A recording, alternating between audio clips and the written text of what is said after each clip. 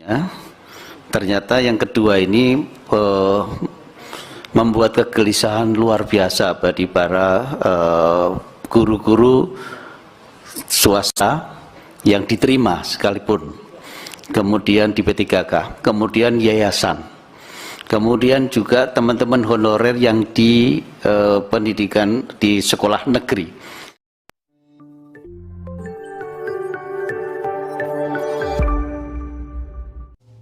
Assalamualaikum warahmatullahi wabarakatuh. Kembali lagi bersama kami, channel yang memberikan informasi tentang rekrutmen pegawai negeri sipil dan ASN P3K. Tetap stay tune bersama kami dan jangan lupa like, comment, and share. Itu semuanya menyampaikan kegelisahannya. Yang pertama, teman-teman dari honorer yang diterima itu tidak sepenuhnya senang, Pak Menteri. Dia senang separuh. Ya, bisa diterima dan alhamdulillah masuk. Tapi ketika dia tahu bahwa dia harus lepas dari sekolahannya, dia juga tidak tega dengan yayasannya, dengan teman-temannya yang selama ini bersama-sama dengan mereka. Lalu kemudian juga dia nggak senang juga, punya perasaan nggak etis juga, ketika ternyata dia diterima di tempat negeri yang di situ teman-teman honorer di negerinya dia kemungkinan akan tergeser. Jadi dengan demikian dia mungkin di satu sisi merasa senang, di sisi yang lain sebagai guru yang punya etika itu merasa tidak senang dengan itu. Oleh karena itu seluruhnya Pak Menteri, kebetulan kami ketemu dengan semua aliansi penyelenggara pendidikan. Kami ketemu dengan teman-teman honorer MKKS negeri maupun swasta. Mereka menyampaikan kesimpulan yaitu yang sampai Kakak itu belum subscribe. Yang mana? Itu tuh. Kakak yang itu juga belum loh. Iya. Oh, kakak yang itu. Buruan subscribe. Ayo, Buruan. Like, comment, share, and subscribe. disampaikan oleh pimpinan tadi bahwa mereka supaya dikembalikan di sekolahannya masing-masing, tetap mengajar di tempatnya sekolahannya masing-masing. Meskipun tadi Pak Menteri mengatakan bahwa Undang-Undang ASN mengunci bahwa mereka harus kerja di lingkungan sekolah negeri. Nah, kemudian tadi ada isu yang disampaikan kemarin juga muncul. Juga tadi disampaikan Ibu Sekjen akan ada judicial review. Saya kira ini harus diselesaikan secepatnya Pak Menteri. Paling tidak harus ada kepastian buat mereka. Yang pertama adalah bagaimana kalau dalam proses judicial review itu yang terjadi seperti apa transisi ini.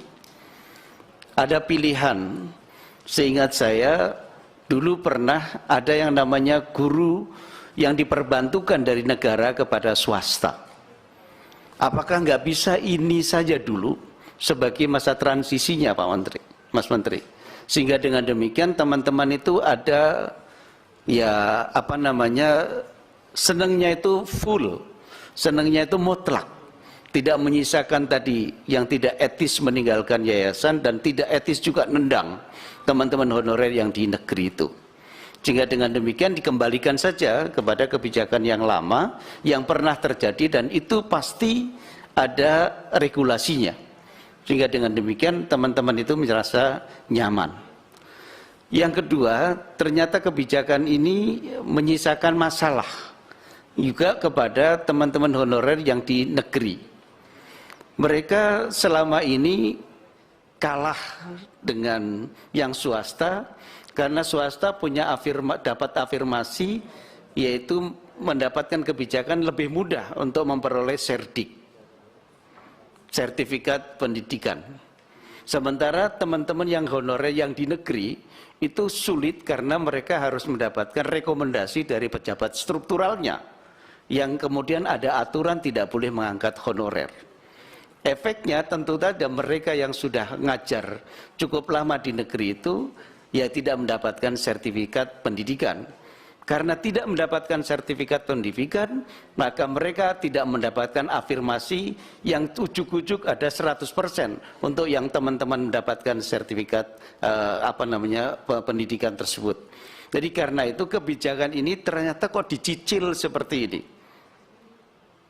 Itulah ketika ada gerakan memprotes kemudian berubah, lalu ada berubah lagi dan berubah lagi.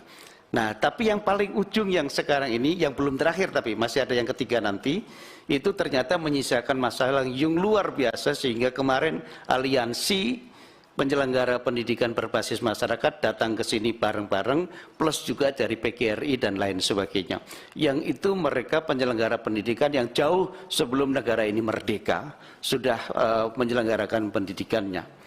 Karena itu saya kira ini mendapatkan perhatian yang serius dari Pak Menteri, yaitu masa yang sudah diterima ini kira-kira seperti apa. Kalau kami mengusulkan, oke, silahkan saja ada judicial review, tetapi kalau bisa sebelum ini dijadikan, kembalikan kepada kebijakan pemerintah yang pernah terjadi, yaitu ada guru perbantuan dari negeri kepada swasta, yaitu mereka-mereka yang tadi diterima, dia adalah guru honorer di tempatnya, P3K di tempatnya dengan di swasta, tapi dengan status baru dia adalah P3K.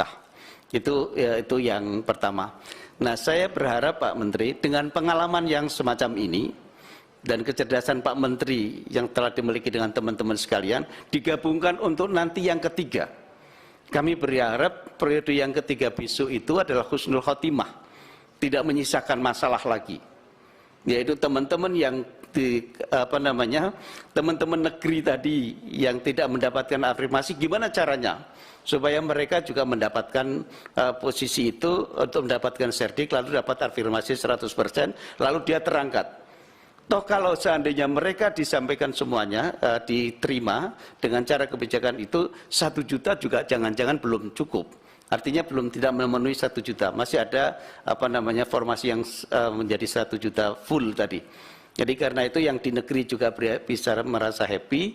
Kemudian teman-teman ini juga ada kebijakan bahwa yang diterima itu adalah dikembalikan ke sekolahannya. Bayangkan Pak Menteri, kita ketemu dengan sekolahan yang 12 orangnya guru itu guru produktif semua. Kemudian dia diterima karena memang sudah dia pinter-pinter.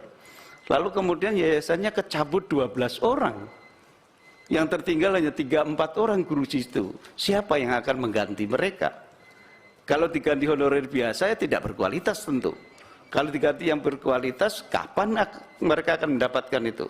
Apalagi mereka rata-rata adalah yang terdiri dari guru-guru produktif.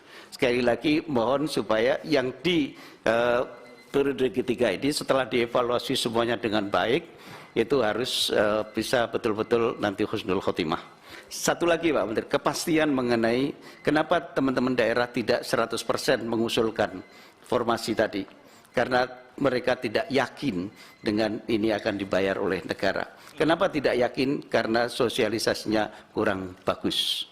Yang terakhir, kalau besok ketemu dengan teman-teman dari daerah, tolong juga libatkan teman-teman yayasan, penyelenggara-penyelenggara pendidikan, supaya mereka tahu persis siapa sesungguhnya dan mau kemana.